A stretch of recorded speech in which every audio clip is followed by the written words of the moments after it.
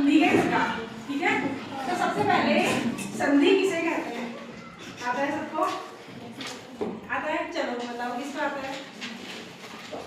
तो जब दो शब्द पास पास आते हैं, ठीक है, जब दो शब्द पास पास आते हैं तो एक दूसरे के पास आने के कारण पहले शब्द के अंतिम वर्ण में और दूसरे शब्द के प्रथम वर्ण में जो भी विकार उत्पन्न होता है, विकार का मतलब होता है परिवर्तन या बदलाव, जो भी विकार उत्पन्न होता है उसे हम क्या बोलते हैं, संधि बोलते हैं। तो मैंने जैसे एक एग्जांपल ले लिया, यहाँ पर पुस्तक, एक शब्द ले लिया पुस्तक, धन आलय, आलय शब्द ले लिया मैंने, पुस्तक धन आलय। अब पुस्तक धन आलय यानी पहला शब्द मैंने बताया था ना, जब दो शब्द पास पास आते हैं तो दोनों शब्द, ये दो शब्द हैं, धन का निशान लगा है तो धन का निशान जोड़ने का काम करता है, तो यानी नजदीक लाने का काम करता है, समीप लाने का काम करता है। तो दोनों शब्द पास पास हैं, ठीक है। तो पहले शब्द के अंतिम वर्ण में, तो पुस्तक का अंतिम वर्ण है क्या, क, क में काय का उच्चारण आ रहा है, अ, ठीक है। और धन जो आलय है वो स्वर यानी आ से शुरू हो रहा है, तो यहाँ पर क्या आ गया, आ, तो क्या हो गया, अ धन आ बराबर क्या हो गया, आ। तो यहाँ पर शब्द क्या बन गया, पुस्तक का पुस्तका, ठीक है ना। तो पुस्तक धन आलय का पुस्तकालय, पुस्तकालय। अब यहाँ पर विकार या परिवर्तन आता है। अब परिवर्तन कहाँ पर आया, अ धन आ बराबर आ बन गया, यानी क का क्या बन गया, का बन गया। तो यहाँ पर क में परिवर्तन यानी विकार उत्पन्न हो गया, इसलिए पुस्तक का क्या बन गया, पुस्तका, ठीक है। तो पुस्तक धन आलय पुस्तकालय, ठीक है, परिवर्तन हो गया ना। पहले स्वर संधि आती है, तो स्वर संधि किसे बोलते हैं, स्वरों के साथ स्वरों के मिलन को, यानी स्वर के साथ स्वरों के मेल को क्या बोलते हैं, स्वर संधि बोलते हैं। तो स्वर आपको पता है ना, अ आ ई उ री री ए ऐ ओ और औ, इतने क्या होते हैं, ये स्वर होते हैं। तो इनके साथ स्वरों के साथ स्वरों के मिलन को क्या बोलते हैं, स्वर संधि बोलते हैं, ठीक है। अब स्वर संधि के भी प्रकार हैं, तो स्वर संधि का पहला प्रकार है दीर्घ संधि, ठीक है। स्वर संधि का पहला प्रकार क्या है, दीर्घ संधि, दीर्घ, तीन प्रकार की, ठीक है। संधि कितने प्रकार की होती है, तीन प्रकार की। पहली हो गई स्वर संधि, जिसे संस्कृत में क्या कहते हैं, अच संधि भी बोलते हैं। और दूसरी संधि है व्यंजन संधि, जिसे संस्कृत में क्या बोलते हैं, हल संधि बोलते हैं।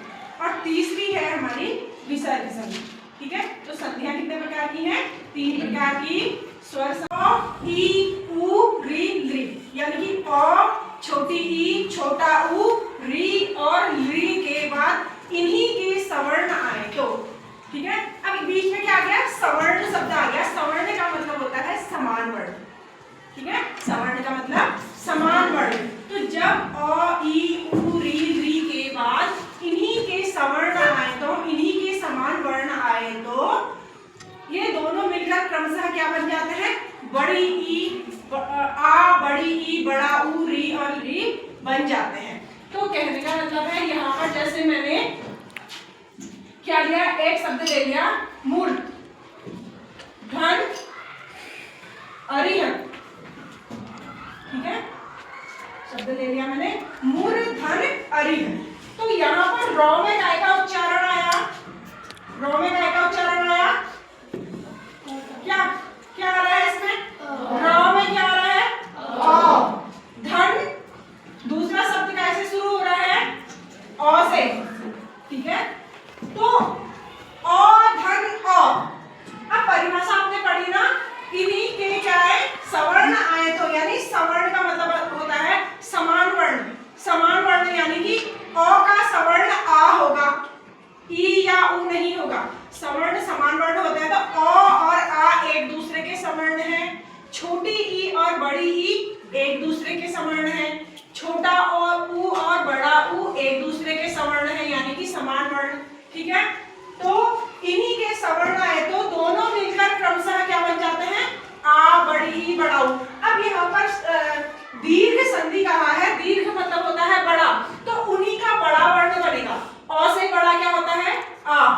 छोटी ई से बड़ा क्या होता है, बड़ी ई। छोटे ऊ से बड़ा क्या होता है, बड़ा ऊ। तो ऊ धन ऊ हो तो फिर बड़ा ऊ ही बनेगा। छोटी ई धन छोटी ई होगी तो बड़ी ई ही बनेगी, छोटी ई धन बड़ी ई होगी तो बड़ी ई ही बनेगी, यानी बड़ा ही वर्ण बनेगा, छोटा वर्ण नहीं बनेगा। तो यहाँ पर क्या बन जाएगा, मुर का मुरारी। ठीक है, मुर धन अरी मुरारी, यानी अ धन अ बराबर आ। ऐसे ही दूसरा एग्जांपल है इसका इंद्र। दूसरा उदाहरण क्या है इसका, कवि धन इंद्र। अब कवि में व में काय की मात्रा लगी हुई है, छोटी ई की मात्रा लगी है ना, कवि में छोटी ई की मात्रा लगी है, और दूसरा जो शब्द है हमारा छोटी ई से ही शुरू हो रहा है। ठीक है, तो छोटी ई धन छोटी ई क्या बन जाएगा, बड़ी। अभी बताया दीर्घ है तो उनका दीर्घ वर्ण बनना है ना, तो छोटी ई धन छोटी ई बराबर बड़ी। तो कवि धन इंद्र का क्या हो जाएगा, कविंद्र। आप कहीं जल्दीबाजी में लिखते समय कविंद्र कर देते हैं ना, कविंद्र नहीं बनेगा क्योंकि दीर्घ संधि है वो, तो उसका दीर्घ वर्ण बनेगा। तो कवि धन इंद्र बराबर कविंद्र। क्या बनेगा, कविंद्र। ठीक हो गया। अब अगला उदाहरण है इसमें भानु। भानु धन उदय, भानु धन उदय। अब भानु में नौ में काय की मात्रा लगी है, छोटे ऊ की मात्रा लगी है, भानु।